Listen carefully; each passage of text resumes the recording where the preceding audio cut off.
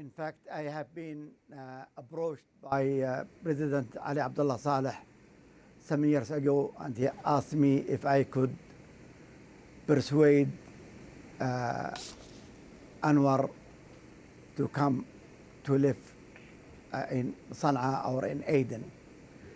Anwar was living in Al-Said in Awlaki territory, and he was living peacefully, going to the mosque, meeting people in a small village.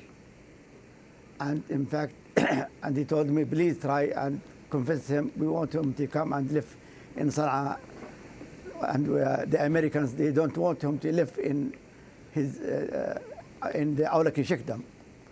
So I went, I met Anwar, I spoke to him, and he told me, Uncle, please, I got bored by living in Sana'a. I have been in jail for a long time, and they could not prove anything to me, and I am afraid if I go back to Sana'a, they will put me in jail again.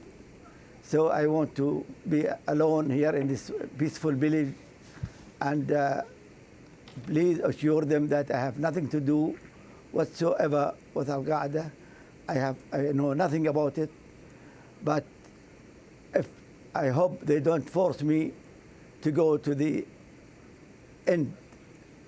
I tried to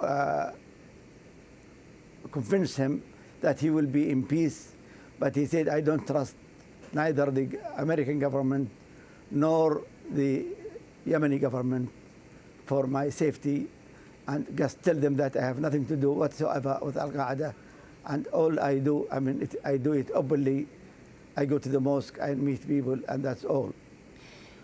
Sheikh Salah bin Farid, if the U.S. government had presented you with evidence, would you have turned Anwar al-Awlaki over to U.S. forces or to the Yemeni government? For sure, I would have done it. And I am sure his father would have done it. I have known Anwar for a long time, since he was a child. Anwar was born, to be honest, he was born to be a leader. He was a very promising young man. He was loved by the people all over the country. He was by the tribesmen, by the religious people, by the politicians.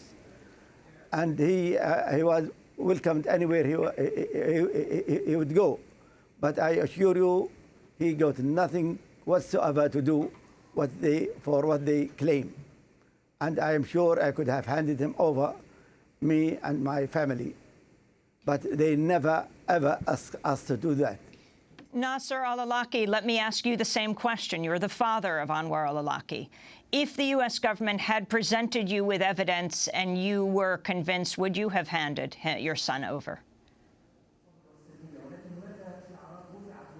Well, if we go back, when I wrote the letter to Mr. Obama telling him not to target my son, and I asked him to give me some time to have a dialogue with my son and convince him to not to make any sermons, even sermons against the United States of America or any other country. Yet, I got no response from the United States government. So there was no effort on the side of the United States government that they wanted to capture Anwar and put him to trial if they had anything against him. So believe me, if the United States government gave me a concrete evidence against Anwar, I would have done my best to convince Anwar to come to Sana'a or to go even to the United States and face a trial. But it was only allegations. For example, Mr. Obama in his speech claimed that Anwar was the foreign director of Al-Qaeda operations in Yemen. This is a big lie. Al-Qaeda never claimed that Anwar is a member of their organization. They always called him a Sheikh Anwar al-Awlaki. They never claimed he is a member of their organization.